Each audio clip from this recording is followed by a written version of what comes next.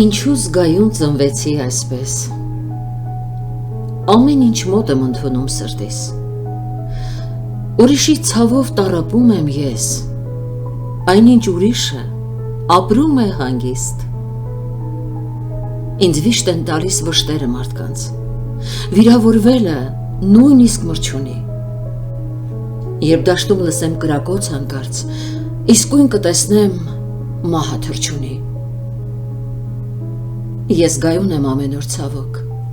ոստի տուժում եմ, իմ սիրտը վկա, Աստված իմ, սա ինչ պատիժ է իրոք, չեմ ուզում լինել զգայուն այսքան, բայց և չեմ ուզում լինել անզգա,